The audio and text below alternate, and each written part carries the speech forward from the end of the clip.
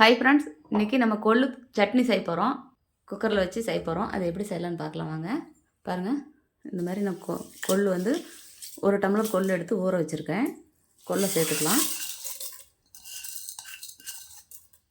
கொள்ளுக்கு தேவையான தண்ணி சேர்த்துக்கலாம். கொள்ளு கொஞ்சம் அதிகமாக தண்ணி சேர்க்கணும்.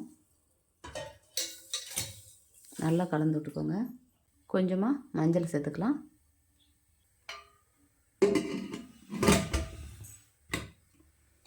ஒரு 7 விசில் வரட்டும். 7 விசில் வந்ததுக்கப்புறம் நம்ம எப்படி செய்யலான்னு பார்க்கலாம். 10 விசில் 9 விசில் வந்துருச்சு.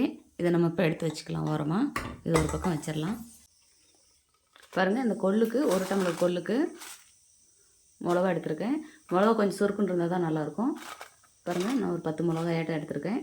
கொத்தமல்லி, ஜீரகம், மிளகு இதை 4 சேர்த்துக்கலாம். எண்ணெய் சேர்க்காமல் நல்லா வறுத்துக்கலாம்.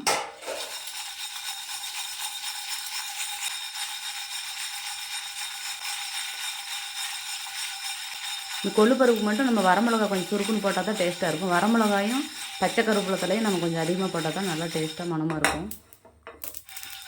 பாருங்கள், வறுத்தாச்சு. பிளேட்டில் மாற்றிக்கலாம். கடாய் வச்சிட்டேன். நான் 3 தக்காளி எடுத்திருக்கேன். பெரிய தக்காளியை நான் 3 எடுத்திருக்கேன். தக்காளி நல்லா வதக்கலாம். இப்போ நம்ம கொள்ளு வேகும்போது இதையும் போட்டுடலாம். தக்காளி வந்து கொள்ளு வேகும்போதே போட்டுடலாம். இருந்தாலும் அது கொஞ்சம் சலசலன்னு தண்ணி விட்ட மாதிரி இருக்கும். இந்த மாதிரி வதக்கி போட்டு பாருங்கள், நல்லாயிருக்கும். கொஞ்சம் எண்ணெய் சேர்த்துக்கலாம்.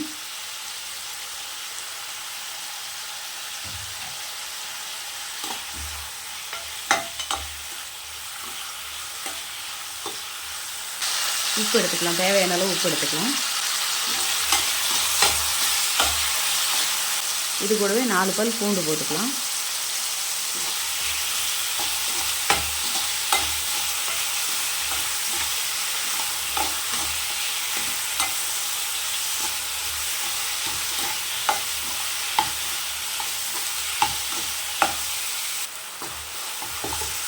துளி கூட தண்ணி சேர்க்காமல் இந்த மாதிரி நல்லா ட்ரையாக வதக்கலாம். இந்த மாதிரி நல்லா கொட்டி விட்டு வதக்கிக்கோங்க.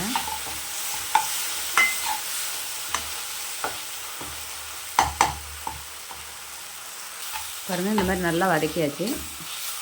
இதை நம்ம இப்போ ஒரு பிளேட்டில் கொட்டி ஆற வச்சிடலாம்.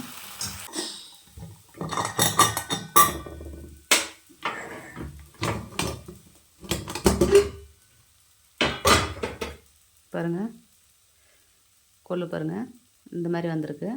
பாருங்கள், இப்போ இப்படி தான் இருக்கணும். ரொம்ப மாவு மாதிரி இருந்தால் நல்லா இருக்காது. பாருங்கள், இந்த மாதிரி நறுன்னு இப்படி இருக்கணும். இந்த கொள்ளு நல்லா ஒரு பிளேட்டில் கொட்டி ஆற வச்சுக்கலாம். இப்போ நம்ம உரலில் ஆட்ட போகிறதில்ல, மிக்சியில் தான் ஆட்டுறோம். இப்போல்லாம் வந்து யாரும் உரலில் ஆட்டுறதில்ல. உரல் யார் வீட்லையும் இப்போல்லாம் இல்லை.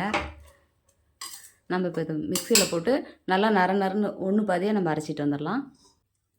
பாருங்கள், மிளகா, கொத்தமல்லி, ஜீரகம், மிளகு இதெல்லாம் வறுத்து வச்சுருக்கோம் இல்லையா, இதை போட்டு கொஞ்சம் நறுன்னு பொடி பண்ணிட்டு வந்துடலாம். பாருங்கள், இந்த மாதிரி நறுன்னு பொடி பண்ணி வச்சுருக்கேன். இது கூட கொள்ளு சேர்த்துக்கலாம். வேவிச்ச கொள்ளு தானே இது நம்ம முன்ன வேவிச்சு மஞ்சத்தூள் போட்டு வேவிச்சு வச்சுருக்கோம் இல்லையா, அந்த கொள்ளு. இது கூட சின்ன வெங்காயம் சேர்த்துக்கலாம். தக்காளி பழம் வதக்கணும் இல்லையா, உப்பு, தக்காளி பழம், பூண்டு இதெல்லாம் இதில் சேர்த்துக்கலாம். வெங்காயம் வந்து நறுன்னு இருந்தால் போதும். ரொம்ப வந்து வெங்காயம் மையக்கூடாது. கொள்ளு சட்னியுமே கொள்ளு பருப்புமே ரொம்ப மஞ்சி வரக்கூடாது.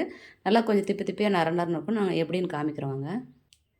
பாருங்கள், இந்த மாதிரி நறுன்னு இருக்கணும். இன்னும் இருக்கிற மிச்ச கொள்ளெல்லாம் இதிலே சேர்த்துக்கலாம்.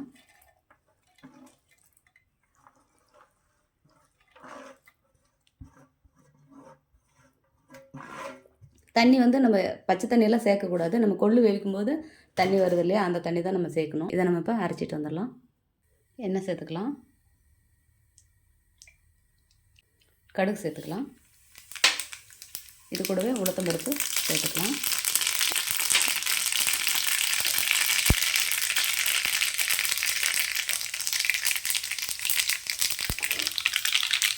அடுப்பு கம்மியாக வச்சுக்கோங்க.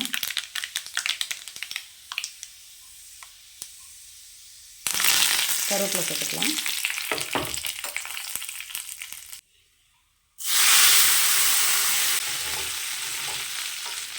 பாருங்கள், கொள்ளு பருப்பு துவையல், இது கொள்ளு சட்னின்னு சொல்லுவாங்க.